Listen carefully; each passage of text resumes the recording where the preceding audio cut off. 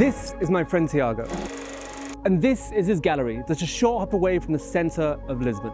A few months ago he asked me to make an exhibition, which got me thinking. I've often loved seeing things from different perspectives, and so I had this idea to make a show where I hang everything from the ceiling. Inspired by the likes of Maurizio Catalan's subversion of a traditional retrospective to the whimsical installation of artworks in Charles and Ray Eames' Case Study House No. 8. And of course with the nod to the ceiling frescoes from artists such as Piero della Francesca or Michelangelo.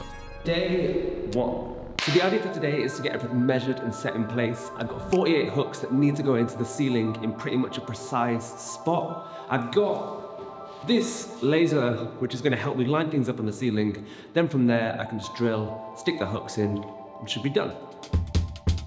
To make sure everything was in the right place, I'd first made a ceiling plan marking each spot we needed a hook, with one hook for each corner of a painting.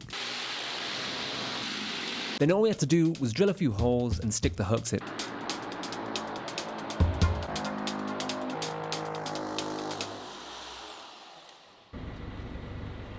Day 2, yesterday we got all the hooks up on the ceiling, which is amazing. Today we've got this large blue photo backdrop paper which is going to act as the colouring for the walls, rather than painting the gallery space. Now it's 2.75 metres, which is basically the height of the space, but because it's so big, it might be a bit of a hassle to wrestle with.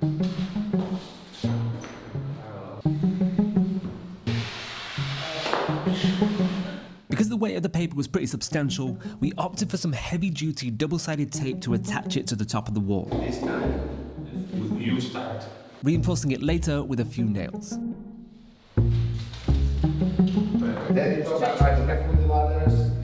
Not only was the paper saving us time by avoiding the need to paint the walls, it also created a much more three-dimensional backdrop to the show, by leaning into this paperiness of it with these slight overlaps and allowing it to sit curled up at the base. Day 3, and we've got the first set of artworks to install on the hooks that we put in the ceiling a couple of days ago. This should be a bit of a test in terms of how to get these up and also what heights we want things, but hopefully once we've got things rolling, it should run pretty smoothly from there. Secondly, I've got this blue filter gel that we're going to wrap all the lights with on the ceiling, giving this beautiful blue haze behind all of the paintings. First to hang was Bruno Silva's work.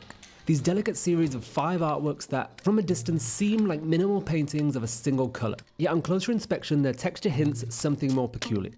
Made from image transfers on fabric that are then loaded with glue and acrylic varnish, giving them this odd and enticing skin-like texture that makes you want to touch them. Each artwork also contains a single eye, which I thought was a nice touch. As people stare up, the artwork stares back at you.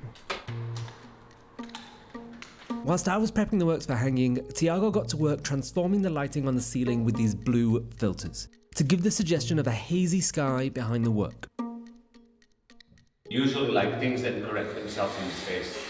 Yeah. And you're like, actually not this, not that, not that, and it's like fine-tuned, it's only on the space, yeah? That's really weird, it's a bit like red and blue.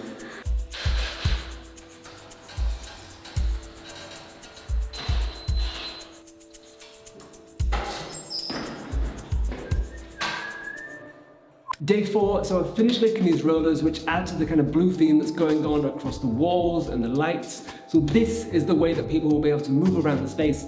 And as you can see, they're pretty mobile. So you can roll around on these, looking at all the different artworks and just having fun as well.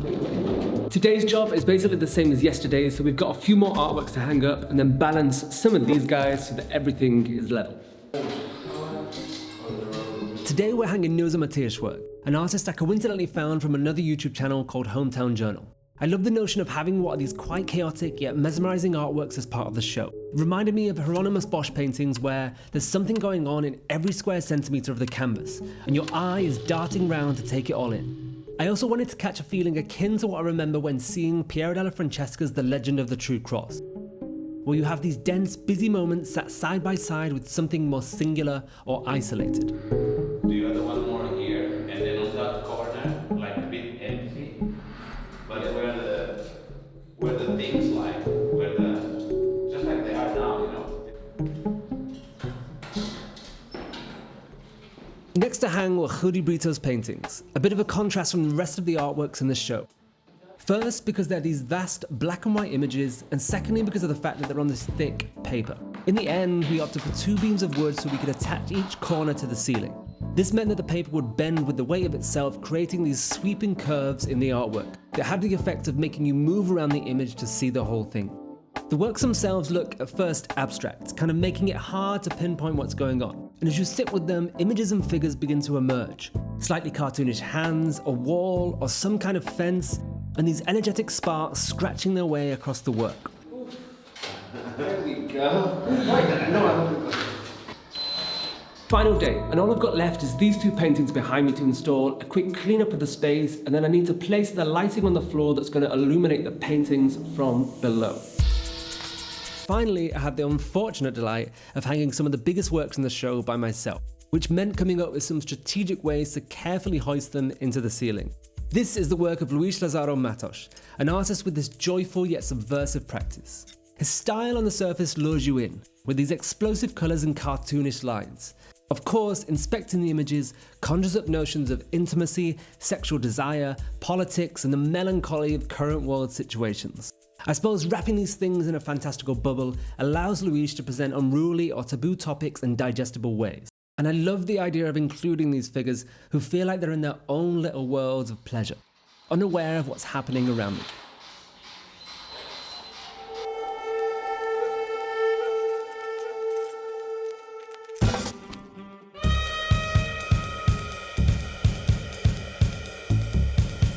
Your old adopted